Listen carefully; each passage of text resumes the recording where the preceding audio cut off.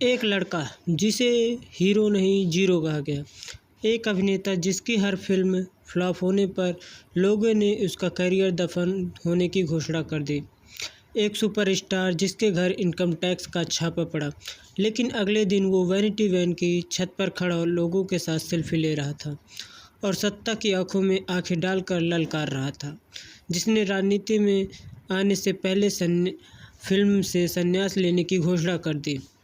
जननायकन movie पर रोक लगा दी गई, जो कि विजय की आखिरी मूवी थी, अब रिलीज होगी और टाइटल में लिखा होगा विजय थालापति सीएम ऑफ तमिलनाडु।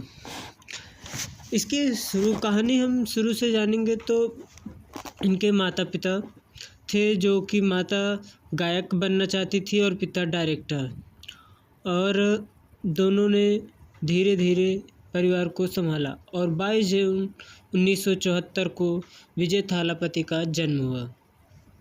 और घर में ही डायरेक्टर होने की वजह से विजय के अंदर पहले से ही हीरो बनने के सपने आने लगे। फिर कुछ समय बाद 18 साल में होने के बाद विजय एक फिल्म में हीरो बनने की चाहत रखने लगे, लेकिन उनके पिता तुरंत उसे फिल्म में नहीं लाना चाहते थे।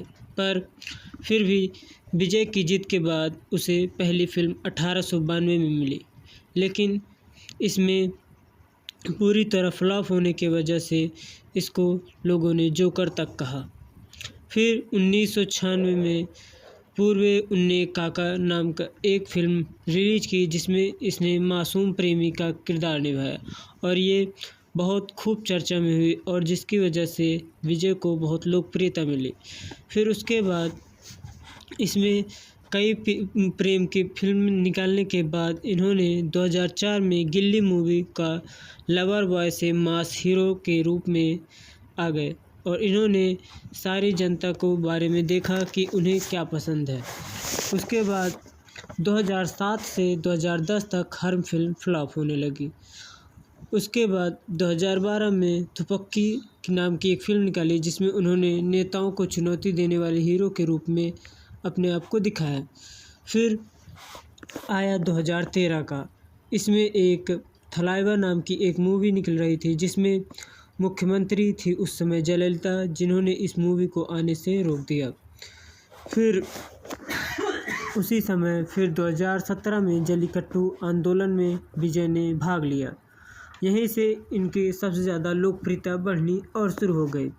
फिर इसी तरीके से 2020 में इनकम टैक्स की रेड पड़ गई, जब विजय एक मूवी के सेट पर थे उसी दौरान।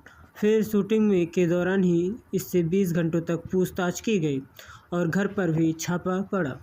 लेकिन उसी समय से विजय की आंखों में एक नेता बनने का सपना आने लगा। उसी समय से विजय चाहने लगे कि अब वो पॉलिटिकल करियर वो अपना बनाएंगे। उसके बाद 2024 में इन्होंने टीवी के नाम की एक पार्टी का लॉन्च किया, जिसके पहले इनके पिता ने भी एक पार्टी का गठन किया था, जिस पर उनके पिता के बीच कुछ तीखी बहस हुई, जिसके बाद विजय ने फिर भी हार नहीं मानी और अपनी नई पार्टी को संभाल कर रखा और सफल रहे, जिसके बाद इन्होंने फिल्म से संन्यास ले लिया। फिर 27 अक्टूबर 2024 को विजय ने एक बहुत बड़ी रैली की, हालांकि उस रैली में बहुत ज़्यादा भगदड़ हो गई, जिसकी वजह से कुछ लोग मारे गए। उसके बाद कुछ समय बाद प्रशांत किशोर से इन्होंने मुलाकात की और वहीं पे प्रशांत किशोर ने इन्हें नई पार्टी गठन करने के लिए आमंत्रित किया और उन्होंने एक बात कही थी कि कभी भी किसी से बिना गठबंधन के ही तुम चुनाव लड़ना। इसके बाद विजय ने भी वही काम किया और उन्होंने, हालांकि इस बार जो चुनाव हुए उसमें विजय ने 108 सीटों पर जीतकर पूर्ण बहुमत तो नहीं हासिल की, लेकिन बहुत बड़ी विजय हासिल की, लेकिन अभी तक सरकार बनाने में सक्षम नहीं हुए। हालांकि उन्होंने सबसे बहुत बड़ी विजय प्राप्त की है, जिसमें 108 सीट विजय ने पूर्ण बहुमत तो नहीं पूरी की है। अब पूर्ण बहुमत पाने के लिए इन्हें विजय अभी भी पूर्ण बहुमत साबित करने में सफल नहीं हुए हैं। जब तक वो सफल नहीं होते तब तक मुख्यमंत्री बनने से अभी दूर हैं। देखते हैं आगे क्या होता है।